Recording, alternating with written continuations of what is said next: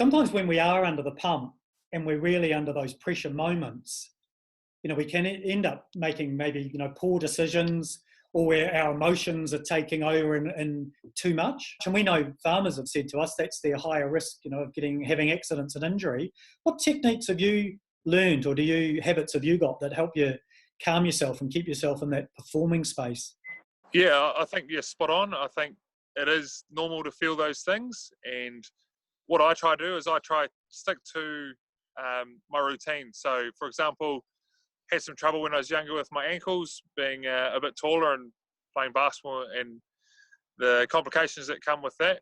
And the best thing I do is I stick to my routine of standing on one foot while I brush my teeth. So I know I'm getting my rehab in to hopefully get my body in the best shape to go out and perform. And I know if I don't do that, I'm trying to fit it in and it's easy to forget about it and not create it as a habit. The other one is making a list. And this is something I've been doing over the last couple of months, and working out what is actually the biggest priority, what is the thing that starts and should be at the top, and then I start from there and work my way down. So that's critical for me and my family with what we're doing. There's no point in me trying to mow the lawns if I'm going to be back in 3 days' time.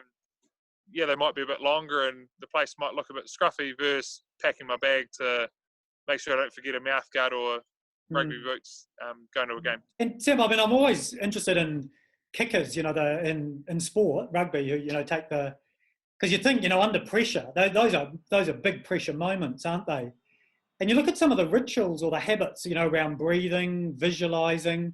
Damien McKenzie smiles, puts himself in a positive. Do you do any similar things, or do you notice in the team environment that you learn that you would use or share in farming? The first thing I'll get out there is I think I've kicked the ball twice in my rugby career.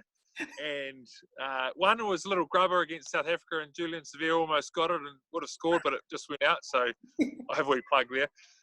But to talk about kickers and their routine, like how awesome to really test your routine. You obviously got to increase the pressure, and those guys, it's a pretty easy result to see if they're handling it. Are they, getting it over, or is it missing? So they've got some pretty cool routines, but everyone's different. Stephen Donald, for example, we all know how much pressure he had, but he had his couple of words, head down, follow through is what he said, and that's what he had to do. Even though he hadn't been playing rugby for a few weeks, he went back to his process and managed to get the result. So that ability to sort of keep your mind in the present, do you think, some of those things in sport will help you? Because you're inevitably going to have those when you get back into farming, aren't you? Pressure's there, whether you're running 10 acres, 100 acres or 10,000. So working out how you deal with it, how you know that you're under pressure, how you know that you're under too much pressure. Sometimes it's actually just stopping, doing something else for 10 minutes and coming back.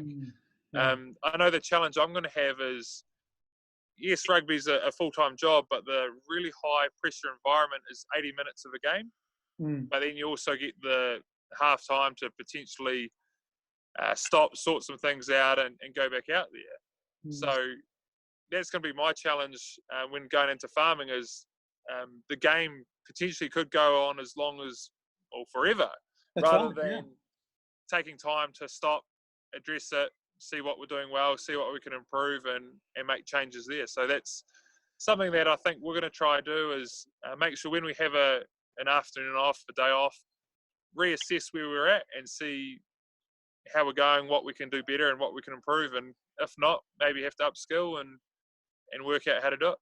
It's a really good point, because in a sense, there's natural recovery built into your competition in sport, isn't there? You have your seasons off and the high intensity, but really, in farming, you're competing every day with your business, what you're trying to produce, with the land, with the weather, with prices. And to make time, as you've said, to build in some of that recovery that's really good advice, isn't it? I think there are ways to have peaks and troughs and work out how to put time in there to go, right, let's actually take a bit of time and reassess. You might say to your staff, write down all the positives and all the negatives and then eliminate it down to 3 or 4 and see where everyone is actually sitting. So there's heaps of opportunities, but it's just taking a bit of time to work out what works for you and your system. Farmers are very resilient, but you can't have it constantly at you. You need to be able to step away, take a breath, make sure you're in a good headspace, your mindset's great, and then you can step back in. Again, you've talked in the past about keeping perspective, particularly when things are not going well. And I remember you gave the example of, if the line out's not going well, just to step back from the line out and have get a bit of perspective and look at from a distance. Yeah, I totally agree with you there.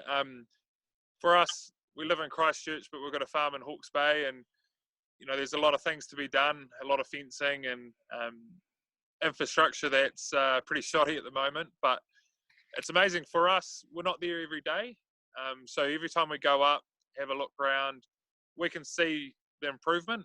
But if you're there on site and you haven't had a chance to get off the farm, it's really hard to see those things.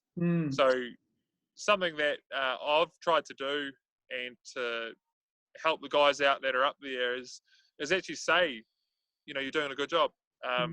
This are the reasons why, and you'll list a couple of things, rather than keeping it to yourself and they're feeling the pressure because they can't see how far they've come in 6, 12, 24 months.